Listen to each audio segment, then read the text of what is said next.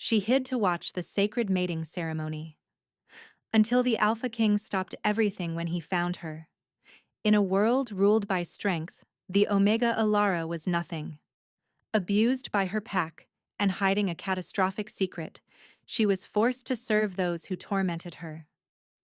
Her only goal was survival, but that shattered with the arrival of the Alpha King Kalen, a ruthless monarch searching for his fated mate.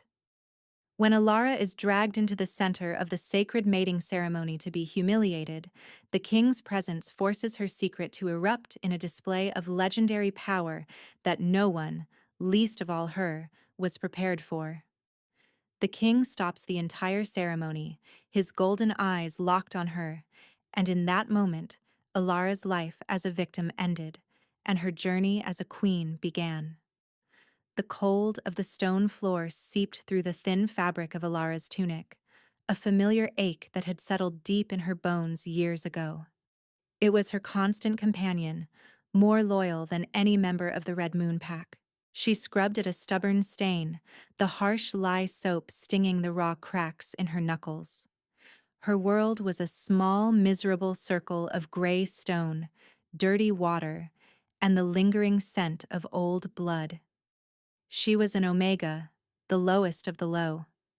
Worse, she was believed to be wolfless, a curse that marked her as less than nothing in their brutal society. It was a lie, of course, a desperate, life-sustaining lie. A shadow fell over her, smelling of cloying perfume and petty cruelty. Alara didn't need to look up to know who it was. Celine, the daughter of their pack's alpha, Borin. "Still scrubbing, little rat?" Celine's voice was a silken sneer. She nudged the bucket with the toe of her expensive leather boot, sloshing dirty water over the section Alara had just cleaned. "You missed a spot." Alara bit her tongue, tasting the coppery tang of blood. She kept her eyes down, her tangled brown hair falling like a curtain to hide her face. Showing defiance would only earn her a beating. Silence was her only shield. "Look at me when I'm talking to you," Selene commanded, her tone sharpening. Slowly, Alara lifted her head. Selene was everything she was not: tall, blonde, and radiating the arrogant confidence of the powerful. Her eyes, a cold chip of blue ice, scanned Alara with undisguised contempt. "My father says the Alpha King is coming," Selene said, a manic excitement dancing in her eyes. "King Kalen himself. He is searching for his mate during the great mating ceremony, and when he finds her, it will be me." The name hit Alara like a physical blow. King Kalen, the Alpha of Alphas, a being of mythic power, a warrior king who had carved an empire from the chaos of the warring packs. He was a ruthless, cold-hearted ruler, and the thought of him coming here sent a shard of pure terror through her. "All unmated females are to present themselves. Even you, wolfless filth," Selene added, her lip curling. "Imagine the king's disgust when he sees you in the lineup. It will be hilarious." She kicked the bucket over completely, sending a tidal wave of foul water across the floor. Ilara flinched back, but not before the icy liquid soaked the hem of her tunic. Selene laughed, a high, cruel sound that echoed in the cavernous hall. Then she was gone, leaving Ilara shivering in the spreading puddle. Ilara closed her eyes, fighting the hot tears that threatened to fall. Crying was a weakness she could not afford.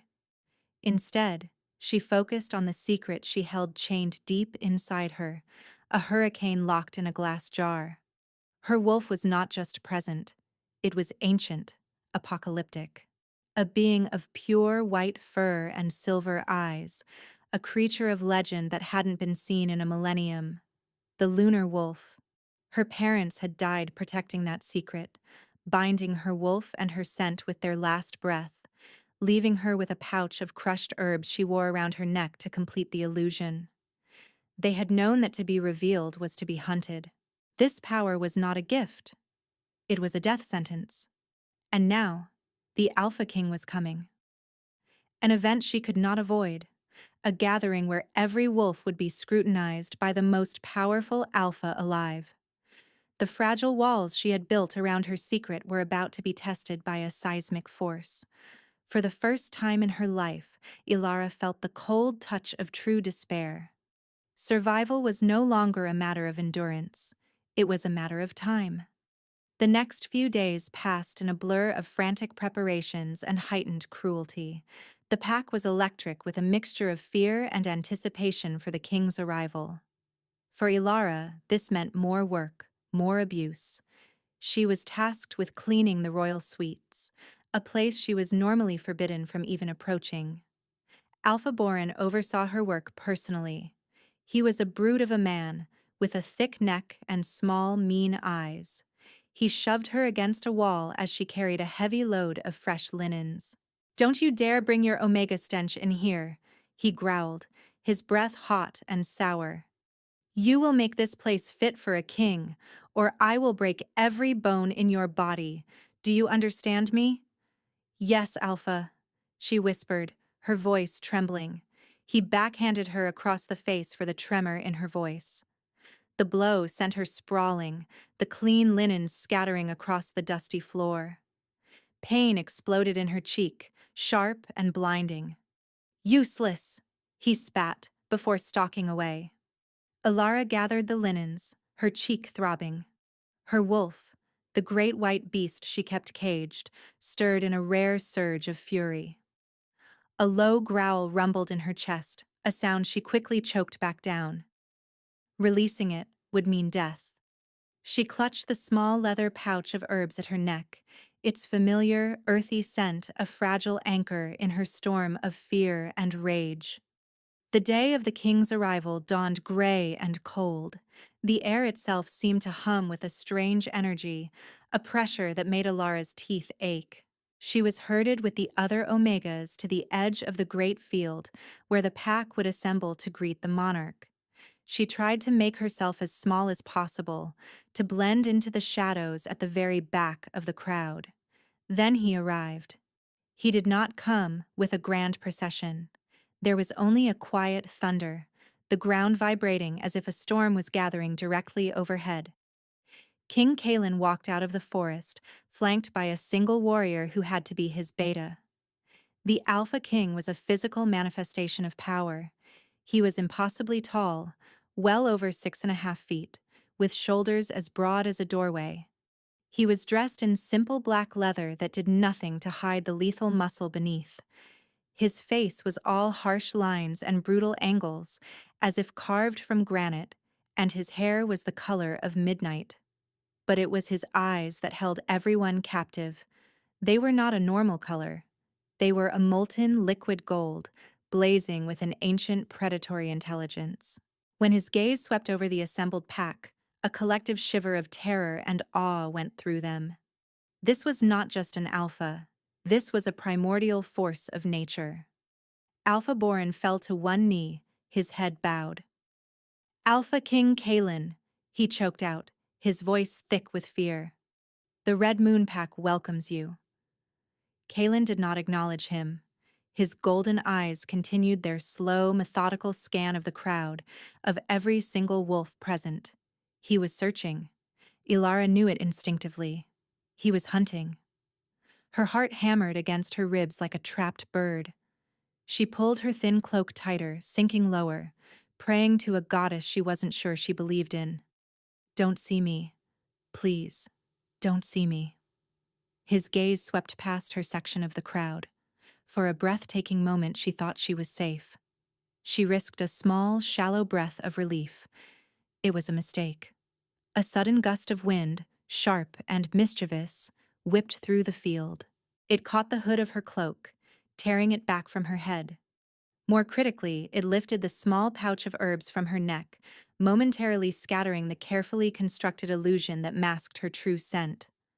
For a single, apocalyptic second, her real scent, the impossible fragrance of winter pine after a frost, of distant starlight, of ancient untamed magic, was released into the air. King Kalen stopped. His entire body went rigid. The casual predatory grace was gone, replaced by the lethal stillness of a thundercloud about to break. His head snapped in her direction, his golden eyes locking onto hers from across the field. They widened, blazing with an intensity that burned her to her very soul. The world fell away. The noise of the crowd, the biting wind, the throbbing pain in her cheek, it all vanished. There was only the connection, a violent, magnetic pull that slammed into her with the force of a physical blow. It was a feeling of homecoming and terror, of being found and being trapped all at once. His wolf, a colossal beast of shadow and rage she could feel even from this distance, roared a single, possessive word that echoed not in the air, but directly in her mind. Mine. Panic, pure and primal, seized Alara. The bond, the fated mate bond she had only heard of in hushed whispers, was real. And it had just shackled her to the most dangerous man on the continent. Her survival instinct screamed. Before anyone could react, before the king could move, she turned and fled. She bolted from the back of the crowd, disappearing into the warren of buildings behind the great hall. She ran without thought, her bare feet slapping against the cold, damp earth, driven by a terror so profound it eclipsed everything else. She had been found. Her life was over. Kalen took a step forward, a feral growl ripping from his throat. The entire pack flinched, the sheer power in that sound forcing many of the weaker wolves to their knees. His golden eyes were fixed on the spot where she had vanished, glowing with a manic light. He had searched for centuries. He had waded through oceans of blood and mountains of corpses, a hollow ache in his chest where his mate should have been. And now, he had found her. A tiny, terrified creature who smelled of heaven and ran from him as if he were the devil. "Lorcan!" he snarled, his voice a low thunder. His beta, a scarred warrior with calm, gray eyes, was instantly at his side. "My king." "Find her," Kalen commanded. The order was absolute, laced with the lethal authority of the alpha of alphas. "Bring her to me, now." But Alpha Borin, ever the opportunist and desperate to curry favor, stepped forward.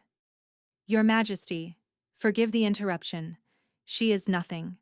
A wolfless Omega, a disgrace. She is not worthy of your notice." Kalen's gaze shifted to Borin. The temperature on the field dropped by 20 degrees. The molten gold of his eyes turned to frozen, lethal ice. "Did I speak to you?" Borin paled, sweat beading on his forehead. No, my king." "Then close your mouth before I tear it from your face," Kalen said, his voice deceptively soft. He turned his attention back to his beta. "Gently, Lorcan. She is afraid." Lorcan nodded once and disappeared, moving with a silent, supernatural speed. Kalen forced himself to remain, to endure the suffocating formalities, but his entire being, every cell, every fiber of his soul, was screaming to follow the scent that had imprinted itself on his very essence. He would have her. He would burn the world to the ground to possess her. Alara hid in the filth and shadows of the kitchens, her body trembling uncontrollably. She had wedged herself behind a stack of old firewood, making herself as small as possible. The bond was a living thing inside her, a humming wire connecting her to him, pulsing with his ferocious need and a possessiveness that terrified her. He was looking for her. She could feel his power sweeping through the pack grounds like a searchlight. Her mind raced. How had he found her? The herbs had never failed. It must have been the wind, a cruel twist of fate that had just signed her death warrant. Or worse. She heard footsteps approaching, heavy and deliberate. Her heart leaped into her throat. But it was not the king. It was Celine, and behind her, two of her father's largest enforcers. Celine's face was a mask of incandescent fury. Her eyes were narrowed slits of jealous rage. "There you are, you little gutter rat," she hissed. "What do you want?" Alara whispered, her voice shaking. "What do I want?" Celine laughed, a chilling, unhinged sound. "You tried to ensnare the king. A wolfless creature like you. Did you think he would actually want you? You, who are nothing but dirt beneath my feet? Alara shook her head frantically. No, I swear. It was a mistake. Oh, it was a mistake, all right. Your last one, Selene said, her voice dropping to a venomous whisper. My father and I have decided. The pack needs to see what happens to filth that gets above its station.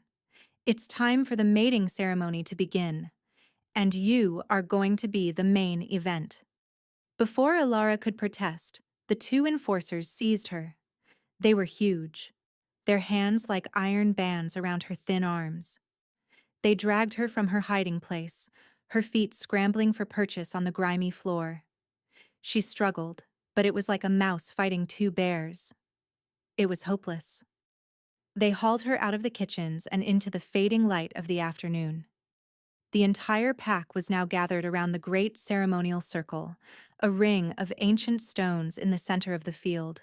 King Kalen stood near a carved stone throne, his posture rigid, his golden eyes scanning the crowd with a simmering impatience that promised violence. His gaze landed on her as she was dragged into the circle. His eyes flared and a low growl rumbled through the assembled wolves. He started to move toward her, but Alpha Borin stepped into his path, bowing low. Your Majesty, Borin said, his voice booming with false sincerity. We have found the source of the disturbance. This Omega tried to use foul magic to trick you, to cast a scent illusion. We are about to administer pack justice, a lesson for all to witness. Selene shoved Alara forward, sending her stumbling to her knees in the center of the circle. The hard-packed earth was cold and unforgiving. The eyes of the entire pack were on her, a sea of contempt, disgust, and morbid curiosity. She is a wolfless disgrace, Selene shouted to the crowd. She hides in the shadows and tries to steal what is rightfully ours. She has no wolf, no honor, no place here. The pack growled in agreement, their collective animosity a physical weight pressing down on Alara. She looked up, her terrified eyes finding the king's. His face was a thunderous mask of rage, his hands clenched into fists at his sides. He was being held in place by their ancient laws, by the protocol that gave a local alpha dominion over their own pack's justice, at least for a time. But his patience was wearing thin. The air around him was beginning to crackle with raw, untamed power. Prove it, Selene sneered, leaning down close to Alara's ear. Show them the pathetic, wolfless creature you are. Try to shift. Alara shook her head, tears finally tracking paths through the grime on her cheeks. I can't. Oh, we know, Alpha Borin said, stepping into the circle. He loomed over her, a monstrous silhouette against the dying sun. But we're going to help you try. He drew back his foot and kicked her hard in the ribs. Pain, white-hot and blinding, exploded in her side. A sickening crack echoed in the sudden silence. The crowd gasped. Alara cried out, curling into a ball on the ground, struggling to breathe. Shift! Borin roared, kicking her again. The agony was immense, a fire consuming her. But beneath the pain, something else was stirring. The great white wolf, chained and sedated for 18 years, was beginning to wake. The abuse, the terror, the searing agony. It was all fuel. The chains of her parents' final spell were groaning, straining under the pressure. From the edge of the circle, Kalen's voice cut through the air like a blade of ice. Enough. The word was not loud, but it carried an apocalyptic weight. It slammed into Borin, making him stagger back a step. The entire pack froze, the bloodlust in their eyes replaced by primal fear. But Borin, caught in his own sadistic fervor and desperate to prove his point, ignored the warning. He grabbed Alara by the hair, yanking her head back. She is my pack's problem to deal with, he bellowed, his face contorted in a furious snarl. She will show us what she is.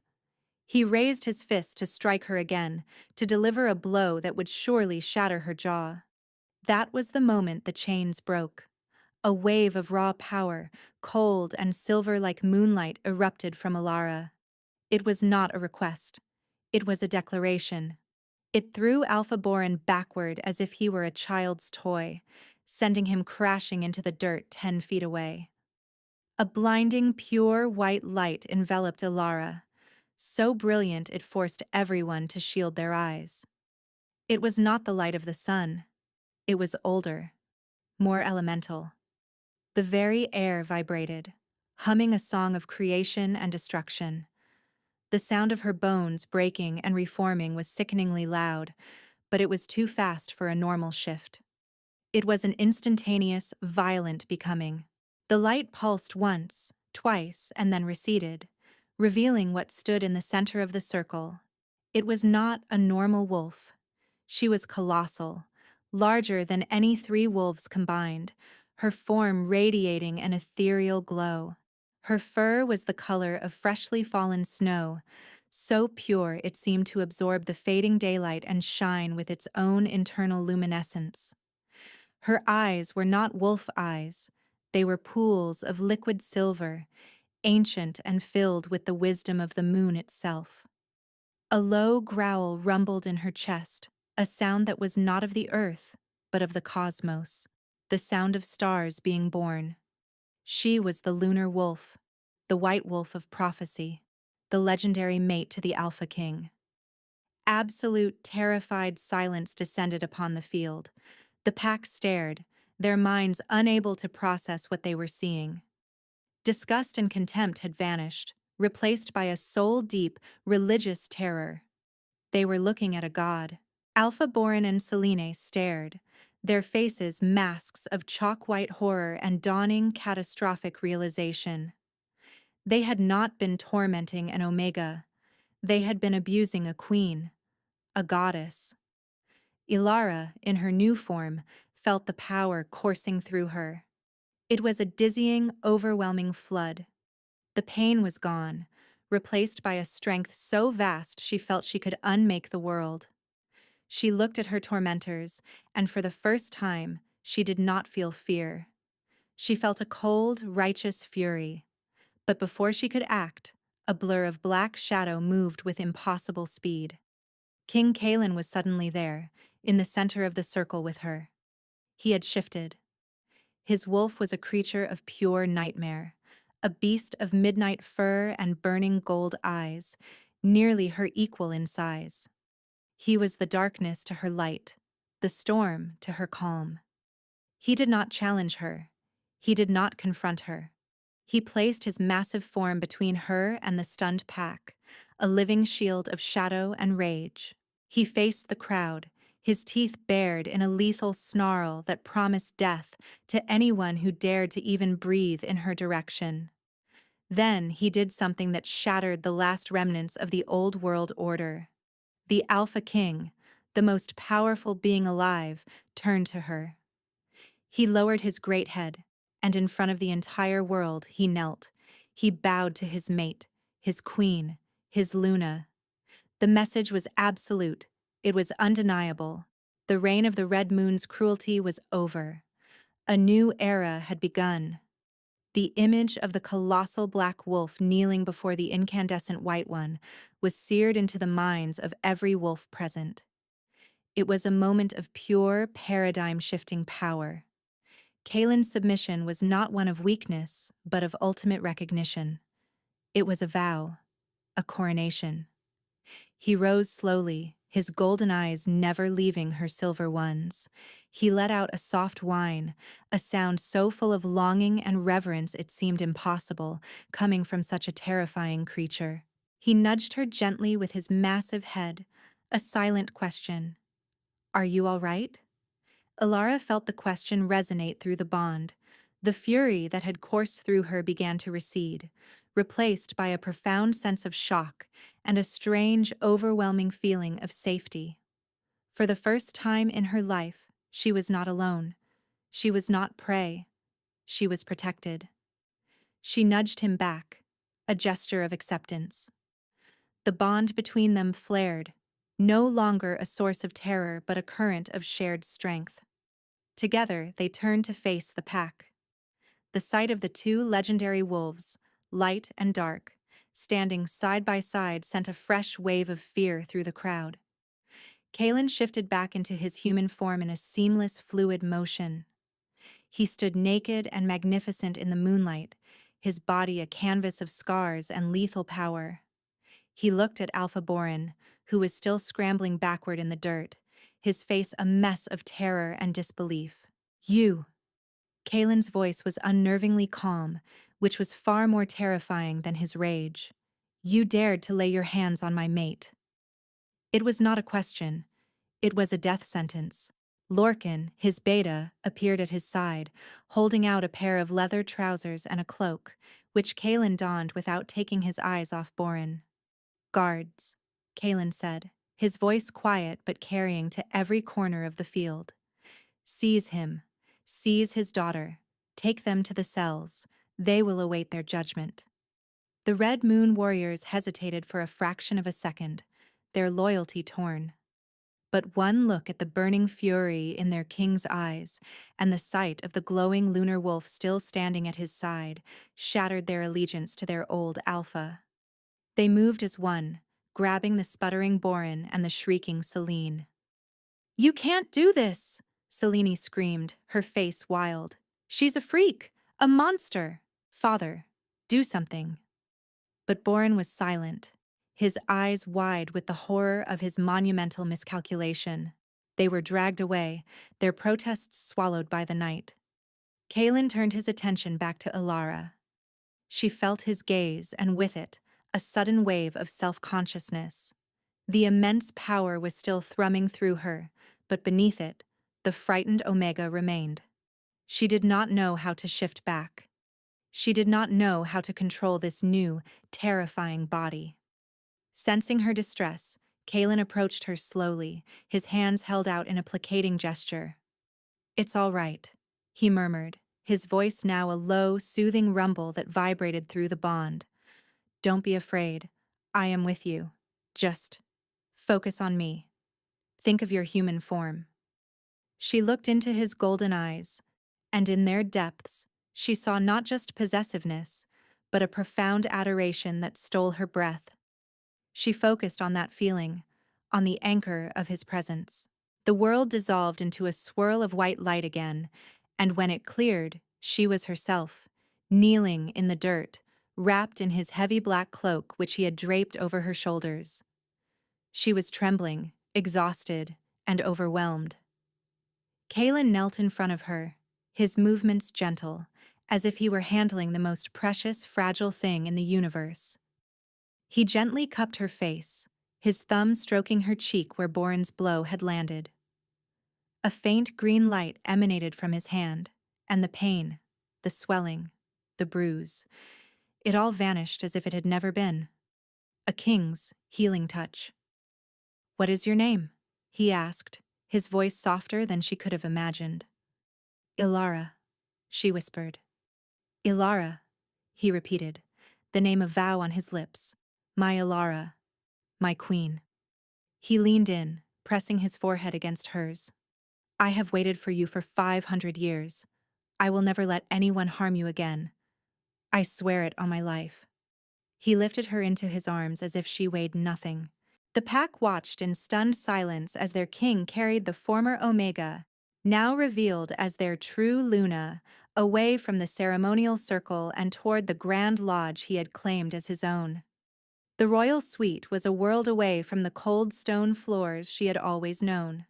A fire roared in a massive hearth, casting a warm, golden glow over plush rugs and rich tapestries. Kalen set her down gently on a soft, fur-covered settee before the fire. He had already sent for food, water, and clean clothes, which were laid out for her. Ilara clutched the heavy cloak around her, feeling small and out of place. The man, the king, before her was a living legend, and she didn't even know what she was anymore. He seemed to sense her turmoil. He kept a respectful distance, his immense presence filling the room but not crowding her. I know you have questions, he said, his golden eyes soft. Ask them. The white wolf, she began, her voice barely a whisper. What am I? You are the fulfillment of a prophecy, Kalen explained, his voice resonating with ancient lore. The first lunar wolf was the mate of the first Alpha King. She was a being of immense power, a balancer, the light to his dark. She was the heart of our people. The prophecy foretold that when our kind strayed too far into darkness, when cruelty and greed ruled the packs, she would be reborn to unite us. He gestured around them. The world has become a dark place, Alara. Alphas like Borin are not uncommon. They rule through fear, not strength. They prey on the weak. The great mating ceremony was my last desperate attempt to find you, to restore the balance before our world consumed itself. It was too much to take in. A prophecy. A legendary wolf. Her? The girl who scrubbed floors and lived on scraps? My parents. Did they know? Kalen's expression softened with sympathy. They must have. The power of a lunar wolf is detectable at birth to those of its bloodline. They hid you.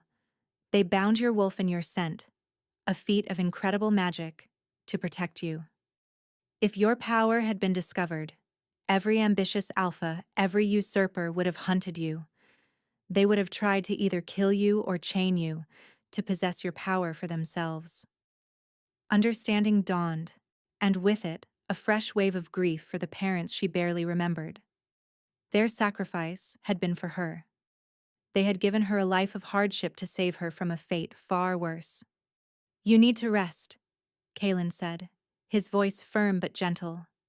Tomorrow we will hold the tribunal. Justice will be served. And then we will begin our life together. The word together sent a strange flutter through her. She looked at him, truly looked at him, the feared Alpha King, the ruthless warrior. And she saw the loneliness in his eyes, the centuries of waiting. He was her mate, the other half of her soul. The fear was still there, but it was now mingled with a burgeoning sense of connection, a pull toward this powerful, dangerous man who looked at her as if she were the sunrise. The next day, the great hall was packed. Every member of the Red Moon Pack was present, their faces a mixture of fear, awe, and uncertainty. 2 thrones had been placed on the raised dais where the Alpha's seat usually stood alone. Kalen led Alara to one, his hand a warm, steady presence on her lower back. She was dressed in a simple but elegant gown of deep blue that had been provided for her hair cleaned and brushed. She felt like an imposter in a queen's skin. Kalen took his seat beside her. His presence was an unshakable mountain. He was in command. Bring them in, he ordered. Alpha Borin and Selene were dragged forward and thrown to the floor before the thrones. They were stripped of their finery, dressed in rags not unlike the ones Alara had worn her entire life. Their faces were pale, their arrogance shattered, replaced by a desperate animal fear. Borin of the Red Moon! Kalen's voice boomed, devoid of any warmth. You stand accused of the abuse and torture of your Luna Queen. You stand accused of dereliction of your duties as Alpha, of fostering a culture of cruelty and weakness. How do you plead? Borin trembled, unable to meet the king's gaze. I did not know, he stammered. Mercy, my king. I did not know who she was. Ignorance is not a defense, Kalen snarled. You abused an Omega. You tortured a member of your pack for sport. It does not matter who she was. It matters what you are. A tyrant. A bully. A disgrace to the title of Alpha. He then turned his chilling gaze to Selene. And you are accused of the same.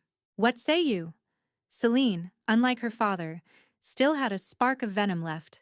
She glared up at Alara, her eyes burning with pure hatred. She is nothing, a trick. She bewitched you. I am the rightful mate for an Alpha, not this wolfless rat in a wolf's skin. A collective gasp went through the hall. To insult the king's mate, the lunar wolf, was blasphemy. Kalen did not even look at her. His eyes were on Alara. The judgment is not mine to give, he said, his voice softening as he spoke to her. They are your tormentors. The laws of the first moon state that justice in this matter belongs to you, my queen. Every eye in the hall turned to Alara. She felt a tremor of her old fear. She was just an Omega. How could she pass judgment? But then she felt the power of the lunar wolf stirring within her, a well of cold, clear certainty. She remembered every lash, every insult, every moment of cold and hunger. She remembered the crack of her own ribs. She stood up, her small frame radiating an authority that silenced the entire hall. She looked down at Borin and Celine, not with hatred, but with a profound and final finality. You believe power is the right to inflict pain on the powerless, she said, her voice clear and strong, ringing with an otherworldly resonance. You are wrong. True power is the strength to protect them. She met Kalen's gaze and he gave her a subtle, encouraging nod. Death would be a mercy you do not deserve, Alara continued, her voice turning to ice. You worship strength and despise the wolfless. Therefore, you will be given what you deserve. You will be stripped of your wolves. You will become what you have always hated. You will be exiled from these lands and forced to live as mortals do, with no pack, no power, and no honor. That is my judgment. The sentence was met with a stunned silence. It was a fate worse than death. To have one's wolf torn away was to have one's soul ripped out. Celine let out a raw, agonized scream of denial. Borin simply collapsed, sobbing. The queen has spoken, Kalen declared, his voice leaving no room for argument. It is done. As the guards dragged the condemned pair away, a new feeling settled in Alara's heart. It was not triumph. It was not vengeance. It was justice. And with it, the first true taste of peace she had ever known. The chains of her past were finally, truly broken. In the weeks that followed, Alara's life transformed. Kalen was a patient teacher, helping her understand the immense power that now flowed through her veins. He taught her how to communicate with her wolf, how to call upon its lunar energy for healing and defense. They spent hours together, walking the forests, their bond deepening with every shared glance, every touch. The cold, ruthless king was gone, replaced by a devoted, passionate mate who cherished her above all else. The Red Moon Pack, under the temporary leadership of Lorcan, was being reformed. The old hierarchies of cruelty were dismantled. A new sense of hope began to permeate the pack. They looked at Alara not with fear, but with a growing reverence. She was their Luna, their queen of light. But not everyone was pleased with this new world order. Deep within the king's own court, a cancer of jealousy and ambition festered. Kalen's cousin, Lord Valerius, had long coveted the throne. He had believed Kalen's inability to find a mate was a weakness he could one day exploit. Alara's arrival, the fulfillment of the prophecy, had ruined all his plans. The power she brought to Kalen made him unassailable, unless she was removed. One night, as Alara was in her chambers reading an ancient tome about the lunar wolves, the air suddenly grew cold. The fire in the hearth sputtered and died. She looked up, a sense of unease prickling her skin. Lord Valerius stepped out of the shadows. He was a handsome man, with a courtier's smile that did not reach his cold, calculating eyes. In his hand, he held a dagger forged from obsidian, a rare material known to be poisonous to werewolves, capable of dampening their healing abilities. My queen, he said with a mock bow, forgive the intrusion. I simply had to see the legend for myself. Alara stood slowly, her heart beginning to pound. Kalen was in a meeting with the pack elders. She was alone. What do you want, Valerius? A shame it has to end so soon, he said, ignoring her question as he advanced on her. You've brought him such happiness. It's sickening. The throne should be mine. He is weak, softened by you. Without you, he will crumble, and I will be there to pick up the pieces. He lunged, the obsidian dagger flashing in the dim light.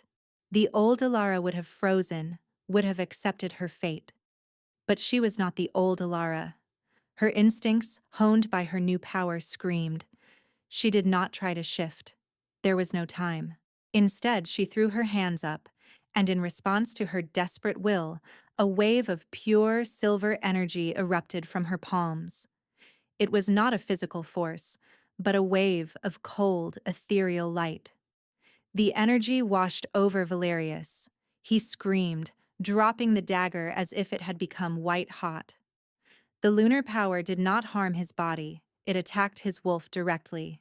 He collapsed to the ground, writhing, his connection to his inner beast severed and thrown into chaos. The door to the chamber exploded inward, blasted off its hinges by a wave of pure physical force. Kalen stood there, his eyes glowing with an apocalyptic, murderous rage. He took in the scene in an instant. Ilara standing over his cousin, the obsidian dagger on the floor, the lingering scent of Valerius's malevolent intent. The temperature in the room plummeted. A feral, inhuman snarl ripped from Kalen's chest. "You dared," he whispered, the sound more terrifying than any shout. "You dared to threaten her." Valerius, still twitching on the floor, looked up into the face of his king and saw not a ruler, but a god of death. He saw his own end. Kalen moved, a blur of shadow and fury. He did not kill his cousin quickly. The justice he delivered was swift, brutal, and absolute. It was a clear and bloody message to anyone who would ever consider harming his queen. When it was over, Kalen went to Alara, his rage vanishing as he checked her for any injury, his hands gentle. He held her close, burying his face in her hair. "I am sorry," he choked out, his voice thick with emotion. "I should have been here. I failed to protect you." Alara pulled back, placing a hand on his cheek. "You didn't fail," she said, her voice steady, "and I am not powerless. I protected myself." He looked at her, truly looked at her, and saw not a fragile Omega he needed to shield, but a powerful queen standing at his side, a partner, an equal. A proud, fierce love bloomed in his chest, chasing away the last of his ancient loneliness. He was not just her protector.